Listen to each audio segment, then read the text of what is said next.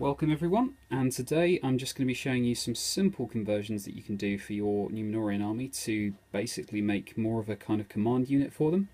There's currently no banner or captain model in the range for this set, and there's also no mounted models available for any of the heroes either, so I'm just going to show you a quick couple of bits for that today.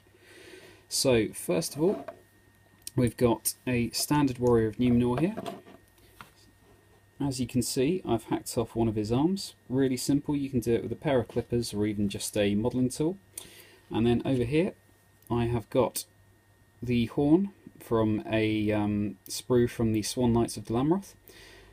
Really simple conversion, you literally just go to where the arm is and cut a chunk out of it, put it onto the actual model there, and just try and make sure that it's all nicely shaped to size. It's going to end up about there when I've glued it, and any of the gaps I'm just going to green stuff over and apply a little bit of chainmail. Really simple conversion and gives you a Numenorian hornblower.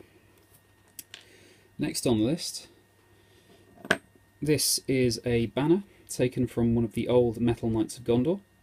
I've just trimmed away the very bottom part of the haft there, of the shaft there, and the plan for this one is that it's going to go onto this guy. This is a standard metal Numenorian warrior, still available from the Games Workshop website. As you can see, I've hacked off the very top of his staff there. I've kept that for one side, just in case it comes in handy in a later conversion. And the plan here is essentially to attach the banner at the top here. Now, as you can see, it's quite a chunky banner and it's also solid metal, so the odds of it staying there just with a bit of super glue are quite slim.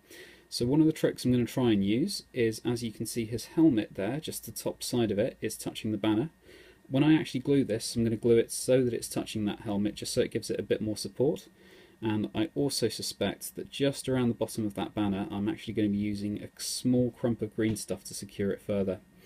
Ordinarily, for something of this weight, I'd be thinking about pinning it, but the problem is it's a very narrow join there, and if I try and use one of my drill bits to get into it, I'm probably going to do more damage than good in terms of making this banner stable.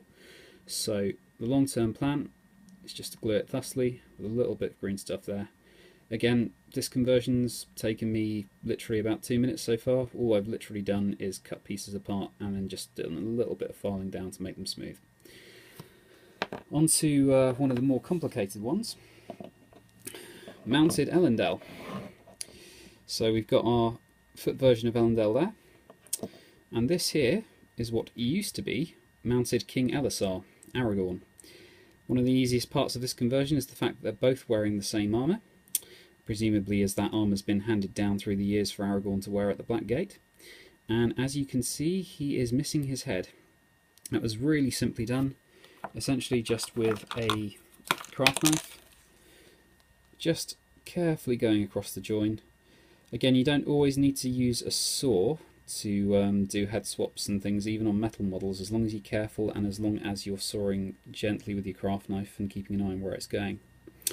What's going to be a bit more difficult is removing Elendil's head here, mostly because of these great big pauldrons that stick up on either side, but also the fact that the sword's in the way, and the fact that his head, if you want to preserve most of that helm, it's really sunk into the torso there.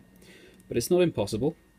Again, to start off with, take your craft knife and just very carefully trace out where you want the cuts to be. Give yourself a nice little guideline, and then just very slowly, very gently sort of ease into it and just saw from each side. And then hopefully that's going to work without too much difficulty. I'm not going to do that on screen because I need a bit more ability to move and see the model than I can do while I'm filming. But I'll show you how that looks when I've done and when we're on to the next stage. Essentially, to convert mounted Elendil, this is the only step you need to do. You need to take off Aragorn's head, put Elendil's head on top of it. Use the same sword for Anduril if you want. It's going to look good enough, and most people will accept that as Elendil. For this conversion, I'm going to try and add the small details that you can see here on Elendil's armour, these sort of wing-like structures that he's got just on just below his waist there. And I'm not yet sure if I'm going to try and use Narsil. I definitely think I'm going to use a sword other than Aragorn's Anduril, but I'm not yet sure which sword is going to be the best for the job there. Okay, that's it so far, and I will come back to you when I've got to the next stage. Thanks for watching.